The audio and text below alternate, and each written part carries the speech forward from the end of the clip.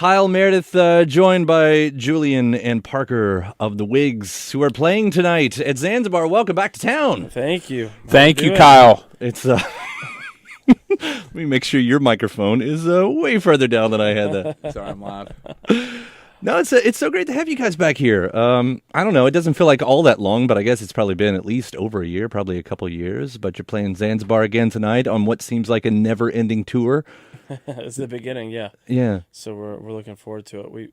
Louisville was one of the first places we started touring once we left Georgia, and we play headliners. This is, I guess, before Z-Bar had opened, and it's always been a favorite. Phoenix Hill.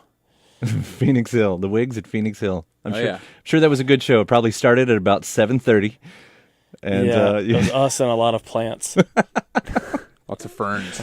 Lots of memories there. That's what I've got. Lots of memories at Phoenix Hill. Thus was the love affair of Louisville and the Whigs throughout the years. So we were just joking off mic about this question, but I'm going to ask you this. So what's been going on? What have you guys been doing? Should we? The answer. Well, I guess no one will get this answer, but I guess we should just say nothing. Nothing. Not really anything. Nothing. No, we've been. That's not true. We have a new record. We have a live record coming out. A live record coming out. Which you are the first person to have a song in hand. That's exciting. Well, we hope that's exciting. We're excited.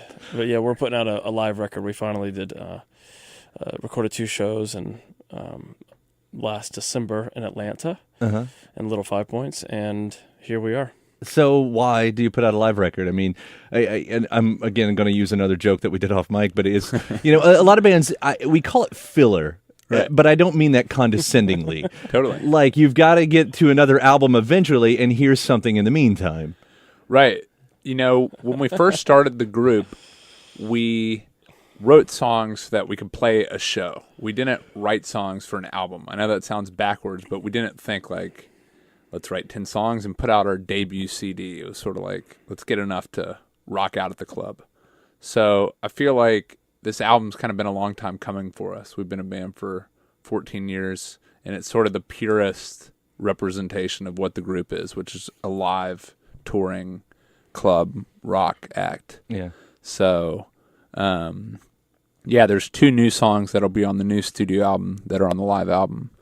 But yeah, That's a nice tease. I know, a little tease, but also kind of like, I don't know. I think that this one, more than any of the studio albums, might be sort of like the definitive representation of the group in a way. Yeah. What do you think? Am I getting crazy here? You've always been a little crazy. I know.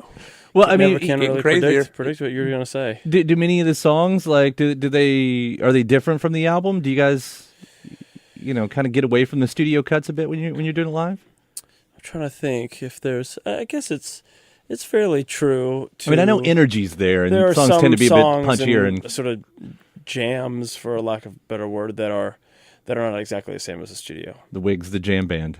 Yeah, we're a jam band. I know you are. For the listeners that are. It's a smart market to corner. Yeah, if anyone's not ever heard the Whigs, they're the epitome of jam. Yeah, that's what everybody knows about them. Yeah. We have 2 songs that have extended jams.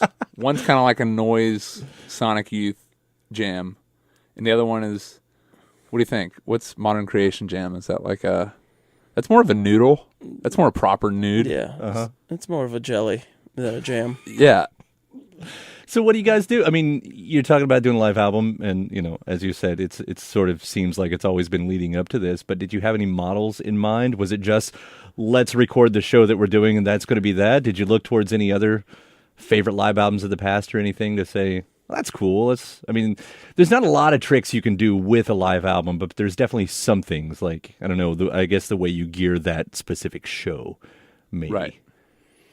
Yeah, I mean, of course, we had it in mind that we were going to record it. I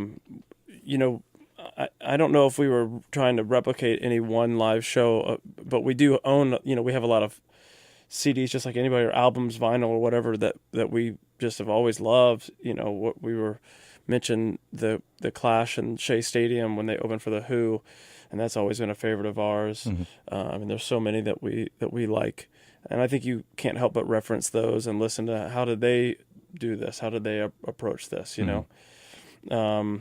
So we play 2 nights, and then from that kind of pull what we think is the best. And where were these? Where were the shows at? Oh, in Atlanta at a club called Aisle 5, which is in a neighborhood called Little Five Points. Yeah. So I kind of grew up in that area, and it was I don't know, kind of neat to go back to a neighborhood where I used to go. Right next door to it's the Variety Playhouse. I used to go see shows there. We both did, and I couldn't imagine being able to like play that stage or, when I was young. And so now that we get to come back and to that neighborhood and play all those rooms and record it and put out a record, it's You've got proof. you got proof. I mean, it really happened. It's really. So what's the It's fun. details on this thing? Because this is kind of the announcement right here. So what's the title of it? Tell me you've got a good title for this live album. It's called Live in Little Five. Good enough. Good enough. So That's- good. The band's mission statement from day one was good enough. Good enough. We're the Whigs. We're Yeah. good enough. Yeah. Yeah. Fine. Yeah. When's it coming out? The official street date is November 11th, but starting tomorrow, you can pre-order it.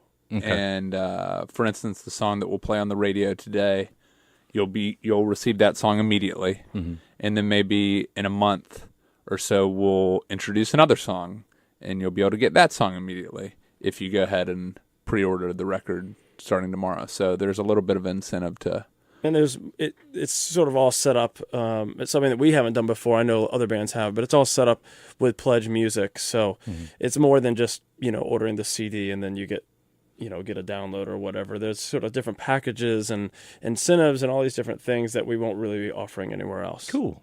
You're making it fun. Such is the promo game these days. Yeah, fun. Fun. Good enough.